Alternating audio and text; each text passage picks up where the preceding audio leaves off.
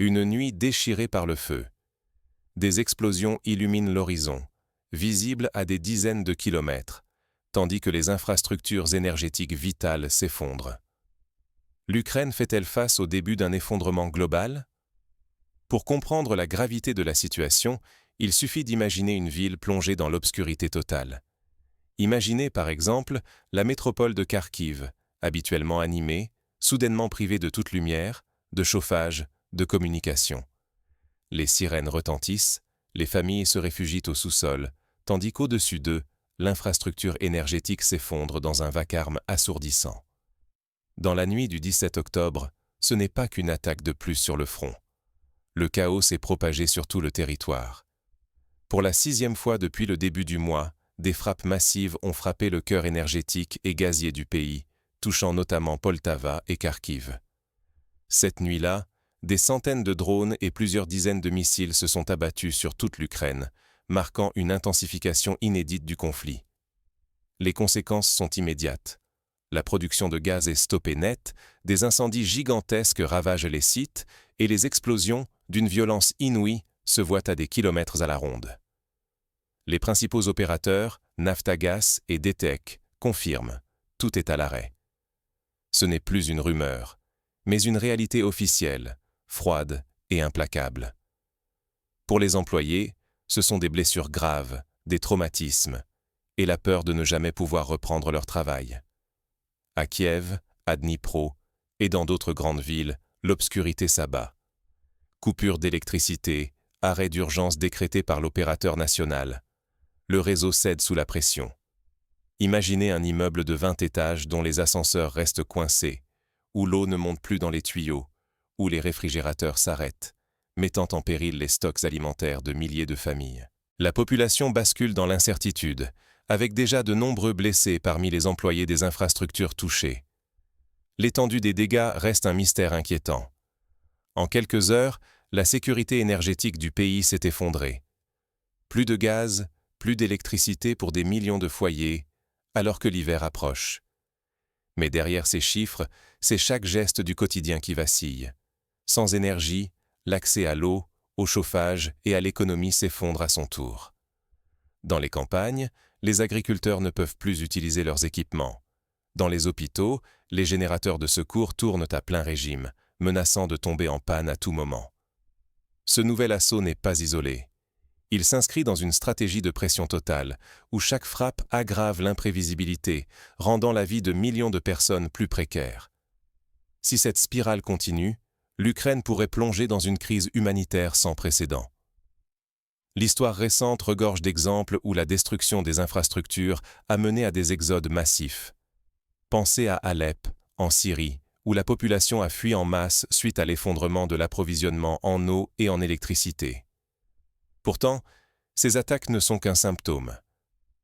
Pour saisir l'ampleur de ce qui se joue, il faut remonter le fil des événements récents. Comment en est-on arrivé là? Derrière chaque explosion, une série de choix et d'escalades éclaire la situation actuelle. Depuis l'hiver précédent, la Russie a progressivement ciblé les réseaux énergétiques ukrainiens, cherchant à transformer chaque vague de froid en une arme supplémentaire. Ce n'est pas une stratégie nouvelle. Lors de la Seconde Guerre mondiale, la destruction des barrages et des centrales électriques était déjà utilisée pour affaiblir la résistance des populations. Que se passe-t-il réellement derrière la succession ininterrompue de frappes et de combats? L'Ukraine traverse une phase de pression extrême, où chaque nouveau jour semble aggraver la crise et multiplier les périls. Plus aucune zone n'est épargnée par l'escalade. Les infrastructures, le front, mais aussi l'arrière du pays, désormais frappé en plein cœur de ses ressources vitales. Tout récemment, les installations de la société Naftagaz ont été ciblées sans relâche.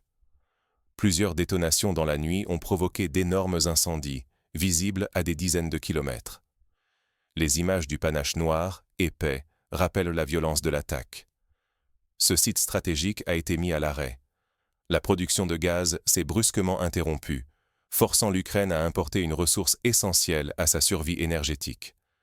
Ce drame n'est pas isolé. Depuis le début du mois d'octobre, c'est déjà la 6e attaque massive contre la filière gazière. Plusieurs régions sont désormais touchées, des infrastructures critiques hors service, tandis que les opérateurs décrivent une vague de destruction inédite. Même la capitale subit les conséquences, plongée dans l'obscurité par des coupures d'électricité d'urgence. On se souvient d'un précédent en Géorgie, où des attaques contre le réseau électrique avaient paralysé Tbilissi pendant des semaines. Alors que l'arrière s'embrase, le front militaire s'enflamme à son tour. Les points chauds se multiplient. Pokrovsk devient un carrefour stratégique, théâtre d'affrontements de plus en plus violents. Plus au nord, le front de Briansk s'ouvre soudainement, obligeant l'état-major à des décisions impossibles. À l'est, Kharkiv résiste, pendant que, plus au sud, des localités comme Alexeevka ou Novopavlovka tombent les unes après les autres sous l'assaut ennemi. Pour répondre à cette offensive sur plusieurs fronts, les réserves ukrainiennes sont déplacées dans l'urgence. Mais ces soldats, souvent insuffisamment préparés, sont jetés en première ligne où leurs forces s'amenuisent vite. Le constat est sans appel. Les réserves s'épuisent, chaque bataille coûte de plus en plus cher, l'usure s'accélère. C'est un schéma déjà vu lors de la guerre d'Afghanistan pour l'Union soviétique, où la rotation incessante des troupes a mené à l'effondrement du moral et à la défaite. Dans ce climat de chaos, le moral des troupes s'effondre. Les témoignages affluent, racontant l'épuisement, la peur et la sensation d'être submergés par l'ampleur de la crise. Les civils ne sont pas épargnés. Ils paient le prix fort, ballottés entre destruction, privation d'énergie et incertitude permanente. Les files d'attente devant les rares stations-service, les supermarchés pris d'assaut à l'annonce des coupures, rappellent les heures sombres de la crise de 2014, lorsque la Crimée fut annexée. Le péril se précise. L'Ukraine risque de perdre le contrôle sur plusieurs fronts décisifs. L'épuisement des réserves, l'effritement du moral et la lassitude qui gagne la population menacent l'unité nationale. À chaque frappe, c'est un peu plus de stabilité qui s'effondre. Des régions entières pourraient être coupées du reste du pays, comme lors du siège de Sarajevo, où la ville, isolée, a subi des années de privation. Pourtant, derrière les ruines et la fureur visible, une autre bataille se joue en coulisses, celle des alliances, de la diplomatie et de l'influence, où se dessinent les équilibres futurs. Les négociations secrètes, les pressions internationales, les menaces à peine voilées, tout compte dans ce jeu d'échecs où l'avenir de l'Ukraine se décide parfois à huis clos. Dans ce contexte explosif, la moindre décision peut faire basculer l'ensemble du conflit. Mais qui, en coulisses, tire vraiment les ficelles de ce jeu dangereux? Quand la guerre déborde du champ de bataille pour s'immiscer dans les arcanes du pouvoir et de l'énergie, la crise prend une toute autre ampleur. En Ukraine, chaque nuit transforme le pays en un immense théâtre d'opérations, bien au-delà des lignes de front. Le dernier assaut massif contre les infrastructures énergétiques n'est pas qu'une démonstration de force, c'est une riposte directe aux frappes menées sur les raffineries russes. Désormais, chaque attaque appelle une vengeance, et le cycle de représailles semble sans issue. C'est le scénario de la guerre Iran-Irak, où chaque attaque sur les installations pétrolières entraînait une riposte immédiate. Les armes, elles aussi, changent de visage. Drones invisibles, missiles à très longue portée, frappes coordonnées sur des cibles toujours plus reculées. La notion même de sécurité s'effrite.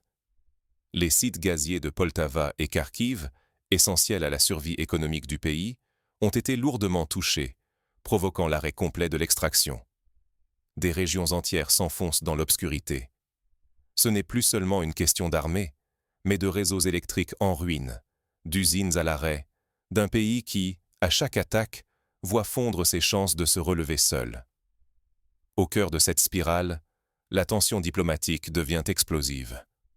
Un simple appel téléphonique entre Vladimir Poutine et Donald Trump a fait grimper la pression.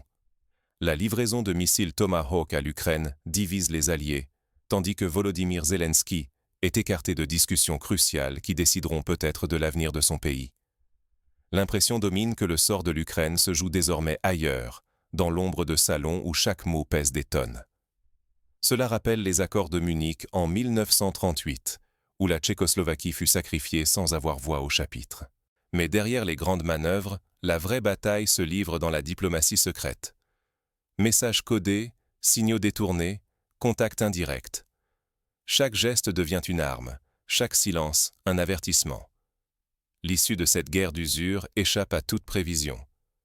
À la faiblesse militaire s'ajoute la précarité énergétique. À l'isolement politique, une dépendance croissante à l'étranger. L'Ukraine, comme la Pologne en 1939, pourrait voir son destin fixé par d'autres puissances. Si l'Ukraine perd son autonomie, elle risque de n'être plus qu'un pion, soumise aux volontés de puissances extérieures. Son destin pourrait se décider sans elle, la laissant vulnérable à toutes les pressions et privée de toute maîtrise sur son avenir.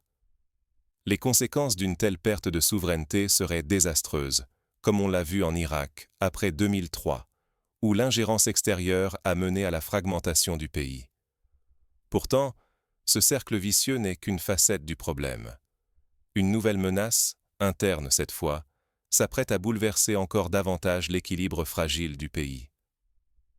Les tensions politiques montent, les rivalités entre factions s'exacerbent, préparant le terrain à une crise institutionnelle. Une crise politique inédite couve, prête à éclater à tout moment.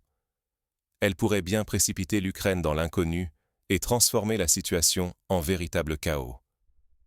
Des scénarios historiques existent. Souvenons-nous de l'effondrement de la Yougoslavie, où la crise politique a précédé l'implosion nationale. Et si, derrière les bombardements et les pertes territoriales, c'était l'Ukraine tout entière qui vacillait? Les explosions ne masquent plus une question plus vaste, celle de la fragmentation possible du pays, sous une pression multiforme et inédite. L'information, désormais contrôlée à chaque étage, devient une arme.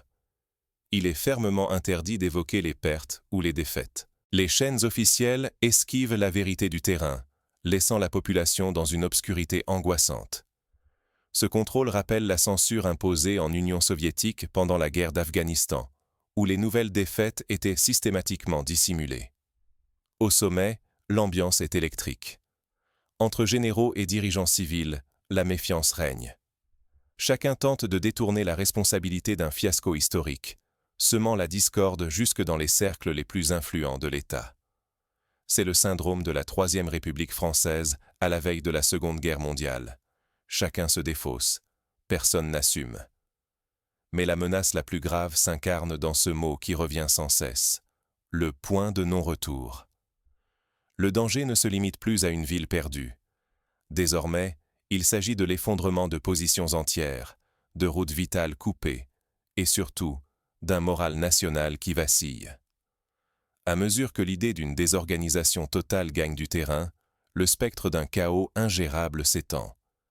La chute de Saïgon en 1975 illustre ce basculement brutal d'un ordre à un autre. L'Occident, lui, s'est figé. Plus aucune déclaration rassurante, plus aucune promesse d'aide. L'Ukraine, autrefois cœur de toutes les attentions, doit désormais affronter seule une crise vertigineuse. Ce silence occidental alourdit l'incertitude, nourrissant la peur d'un abandon. Il rappelle la passivité des Alliés face à l'Anschluss de l'Autriche en 1938. Le risque ne se compte plus en kilomètres carrés ou en infrastructures perdues. L'enjeu, c'est la survie même du système ukrainien, l'ordre public, la cohésion sociale, la stabilité d'un État qui, s'il vacille, pourrait entraîner toute la région dans l'instabilité. On l'a vu dans les Balkans, où l'effondrement d'un État a entraîné une décennie de guerre. Mais au bord de la rupture, reste-t-il encore un espace pour l'action? Entre l'effondrement redouté et une résilience encore possible, c'est là, dans cette tension extrême, que se joient les ultimes espoirs de l'Ukraine. Voici quelques scénarios et pistes d'action concrètes, tirées d'autres crises majeures. Premièrement, la diversification des sources énergétiques. Après la crise pétrolière de 1973, la France a massivement investi dans le nucléaire pour réduire sa dépendance. L'Ukraine, elle aussi, doit envisager des solutions alternatives, biogaz, solaire, éolien, et surtout, renforcer ses interconnexions avec l'Europe pour importer de l'électricité en cas d'urgence. Des programmes de micro-réseaux locaux pourraient être lancés, impliquant les collectivités, les entreprises et même les particuliers, afin de créer des îlots de résilience énergétique. Deuxièmement, La sécurisation des infrastructures critiques. En Israël, après les attaques répétées sur les réseaux électriques, des abris renforcés ont été construits autour des centrales, et les équipes de maintenance sont formées à intervenir sous le feu. L'Ukraine pourrait s'inspirer de ces modèles, en associant la population à la surveillance des sites et en multipliant les exercices de simulation d'attaque. Troisièmement, le soutien psychologique et social. Pendant le siège de Londres en 1940, le gouvernement britannique a mis en place un vaste réseau d'assistance psychologique pour soutenir la population. Des lignes d'écoute, des groupes de soutien et des campagnes de mobilisation nationale sont essentielles pour maintenir le moral et éviter la panique. Quatrièmement, la lutte contre la désinformation. En Estonie, confrontée à des cyberattaques massives en 2007, des cellules de crise ont été créées pour informer en temps réel la population et contrer les fausses nouvelles. L'Ukraine peut renforcer ses médias indépendants, développer des plateformes d'alerte citoyenne et former ses jeunes à la vérification des faits. Cinquièmement, la mobilisation de la diaspora et des alliances internationales. Après le tremblement de terre en Haïti, la diaspora haïtienne a joué un rôle clé dans l'acheminement de l'aide et le relais d'informations fiables. L'Ukraine doit activer ses réseaux à l'étranger, solliciter l'appui des organisations non gouvernementales et renforcer ses liens avec les pays voisins. Mais si la peur domine, une question demeure. Comment, concrètement, l'Ukraine et ses alliés peuvent-ils encore infléchir le cours des événements? Face à la cascade des crises, rester simple spectateur n'est plus envisageable. L'Ukraine n'est qu'un révélateur. Chaque nation, chaque citoyen, doit s'interroger sur sa propre résilience face à la tempête qui s'annonce. Désormais, la survie ne dépend plus seulement de la puissance militaire, mais aussi de notre intelligence collective et de notre agilité face à l'imprévu. Première leçon.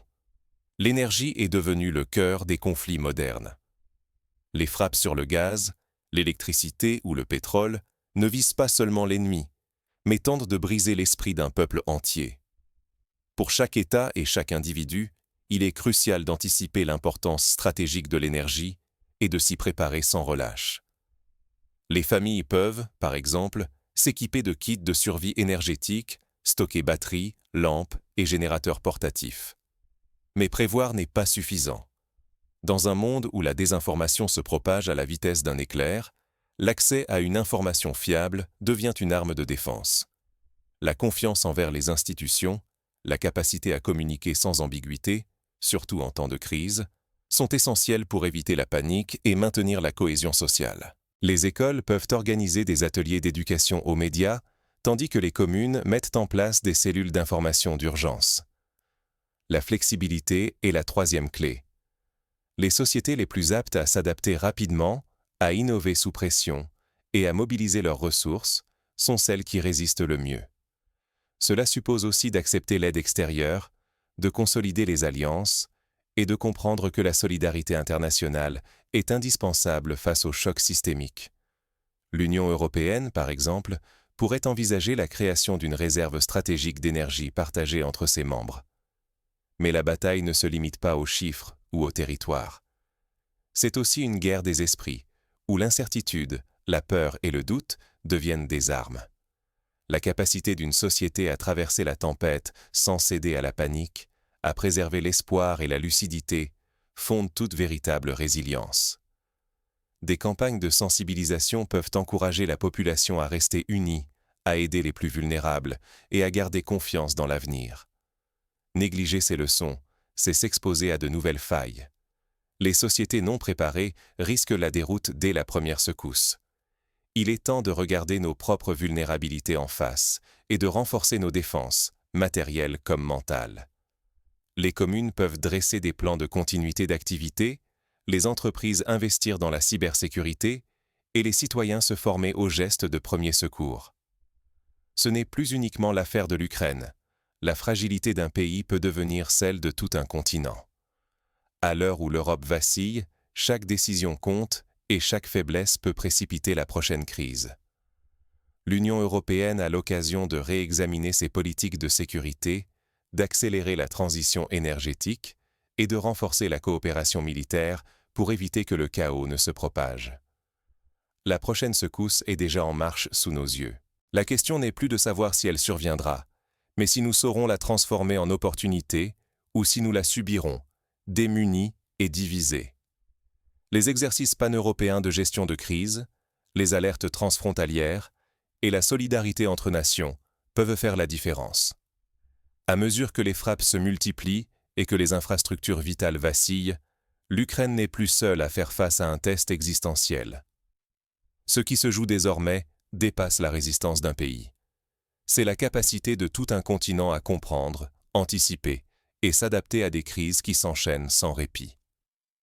Les banques centrales préparent des plans d'urgence, les gouvernements revoient les stocks stratégiques et les citoyens s'inquiètent de leur avenir immédiat. Derrière la fureur des combats et la destruction méthodique des réseaux énergétiques, une mosaïque de vulnérabilité se révèle. Les lignes de front se déplacent sans cesse, les équilibres se brisent, les alliances se recomposent à un rythme jamais vu. Sur ces terres ravagées, chaque jour rappelle que personne n'est à l'abri du prochain choc, qu'il soit militaire, économique ou politique.